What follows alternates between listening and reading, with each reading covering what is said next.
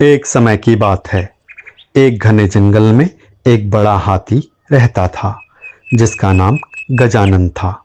उसे अपने आकार पर बहुत ही घमंड था। अपने बड़े आकार की वजह से उसके अंदर बहुत घमंड आ गया था।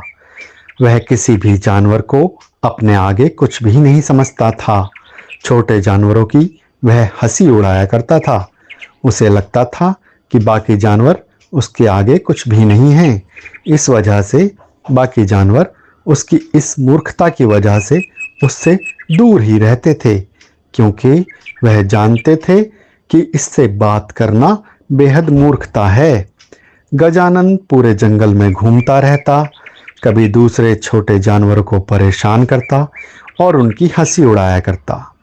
जब भी गजानन नदी पर जाता तो वहां पर भी जो छोटे जानवर पानी पी रहे होते उन्हें वहां से भगा देता और अकेला ही उस नदी पर नहाता और बाकी जानवरों की हंसी उड़ाता।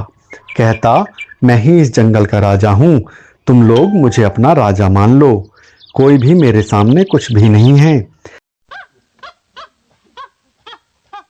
सभी जानवर उससे परेशान रहते, बस यही सोचते कि एक न एक दिन तो आएगा जब इसकी अकल ठिकाने आएगी। ऐसा ही चलता रहा।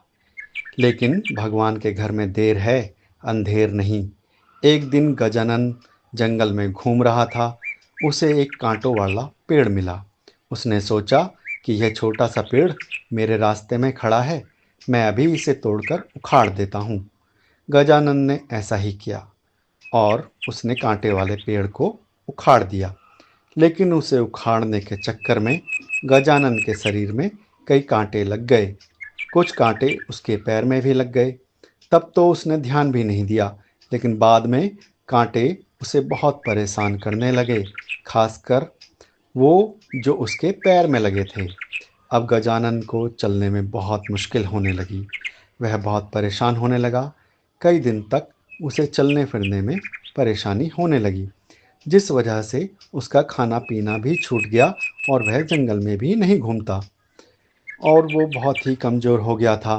कई दिनों तक जंगल के जानवरों ने गजानन की कोई आवाज़ नहीं सुनी। तो जंगल के जानवरों ने सोचा कि आखिर गजानन आजकल दिखाई नहीं दे रहा, हो सकता है उसको कोई मुसीबत आ गई हो।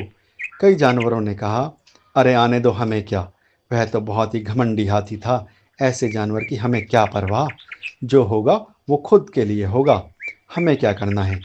लेकिन जंगल के राजा शेर ने कहा, नहीं, वह भी हमारे परिवार का हिस्सा है, हमें देखना चाहिए कि आखिर उसे क्या हुआ है। ऐसा सुनकर कुछ जानवरों के मन में जिज्ञासा हुई, आखिर गजानन को हुआ क्या है। वह उसे ढूंढने लगे। एक नन्ही चिड़िया ने उसे देख लिया।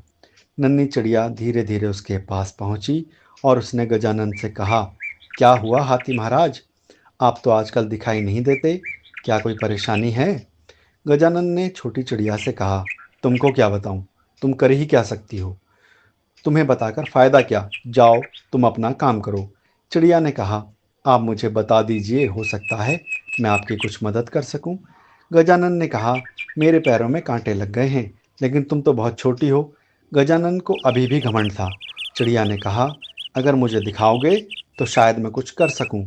गजानन ने कहा, देख लो, तुम कर ही क्या सकती हो। चिड़िया ने देखा और कहा, यहाँ कांटे तो बहुत ज़्यादा लग गए हैं, क्या मैं निकाल दूं।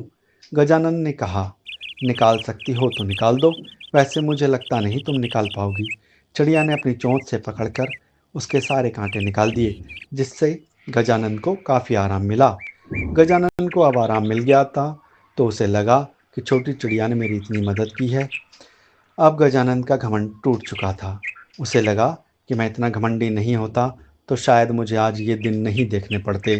उसने चिड़िया को बहुत बहुत धन्यवाद कहा और अपने घमंड पर उसने सभी से माफ़ी मांगने का निश्चय किया। कुछ दिन में वो बिल्कुल ठीक हो गया और उसने फिर से जंगल में घूमना शुरू किया। अब गजानन को जंगल में जो भी मिलता वह उससे प्रेम पूर्वक बात करता और अपने पहले किए गए उपहास के लिए माफ़ी मांगता। इस तरह धीरे धीरे उसने जंगल में सभी जानवरों से माफ़ी मांगी और सबके साथ मिलकर रहने का निश्चय किया। अब गजानन बिल्कुल बदल गया था। जंगल में खुशी का माहौल था और गजानन सबकी मदद करता, सबके साथ एक परिवार की तरह रहता। इस तरह जंगल में पूरी तरह से खुशहाली हो गई। सभी जानवर मिलकर रहने लगे। तो कैसी लगी आपको हमारी ये कहानी? पसंद आई तो लाइक करें, फॉलो करें, सब्सक्राइब भी करें, साथ ही शेयर भी करें। अगली कहानी बहुत जल्द आएगी।